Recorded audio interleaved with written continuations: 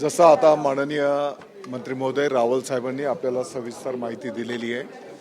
कांदा उत्पादक शेतकऱ्यांच्या संदर्भामध्ये अनेक वेगवेगळे मुद्दे आम्ही या बैठकीमध्ये त्या ठिकाणी ठेवलेले आहेत. सगळ्यात महत्त्वाची गोष्ट म्हणजे आता कांद्याचा MSP त्या ठिकाणी वाढून मिळालेला आहे. त्याच्यासोबतच नाफेड आणि NCCFच्या माध्यमातून जी काही कांद्याची खरेदी होईल ती आता बाजार समितींच्या माध्यमातून थेट शेतकऱ्यांच्याकडनं आता कांदा खरेदी केला जाईल. त्याच्यासोबतच ज्या भागातला कांदा आहे तो सुद्धा त्या त्या भागामध्ये साठवला गेला पाहिजे अशी पण मागणी आम्ही त्या ठिकाणी केलेली आहे. दादाजी आता रावल साहेबांनी सांगताना सांगितलं की एक संघटित टोळी काम करते आणि कांद्याचे दर पाडते. सो त्याच्यावरती आता काही कारवाई करण्यासाठी, कारण तुम्हाला आता ती टोळी समजलेली आहे, तर त्याच्यावरती काही कारवाई करण्यासाठी सरकार काम करणार आहे? नाही, मला वाटतं की आपलं सर्वांचं उद्दिष्ट आहे की शेतकऱ्यांच्या कांद्याला त्या ठिकाणी दर मिळाला पाहिजे. कांदा उत्पादक शेतकऱ्यांना जो काही खर्च येतो त्या प्रमाणात त्यांना त्या ठिकाणी दर मिळाला तर त्यांना न्याय मिळू शकेल.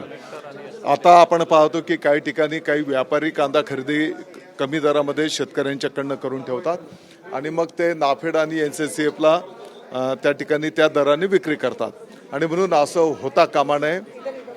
त्या ठिकाणी नाफेड आणि NCCFने थेट बाजार समितीच्या माध्यमातून शेतकऱ्यांकडनं थेट कांदा खरेदी करावा असे निर्देश आदरणीय शाह साहेबांनी त्या ठिकाणी दिलेले आहेत.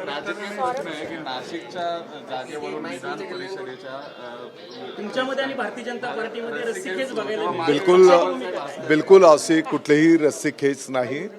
मला वाटतं की नाशिकची जागा ही स्टँडिंग शिवसेनेची आहे.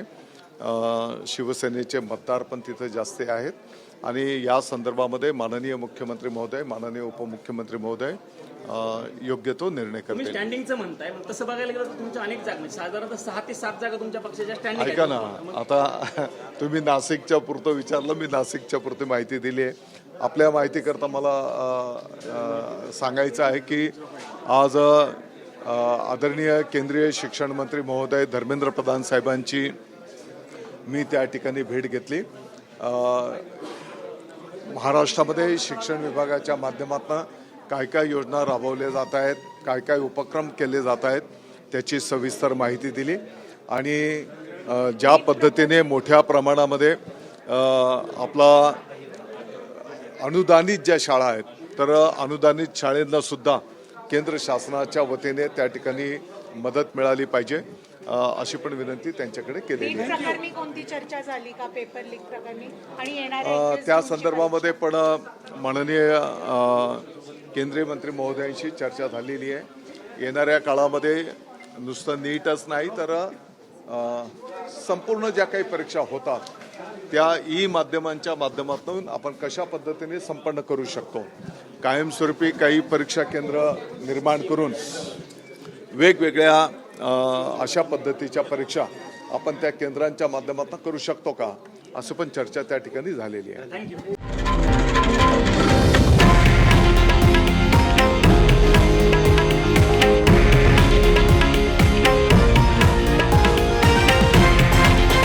हे आहे देशातील नंबर 1 न्यूज नेटवर्क आणि आपण पाहत आहात TV9 मराठी, एकमेव.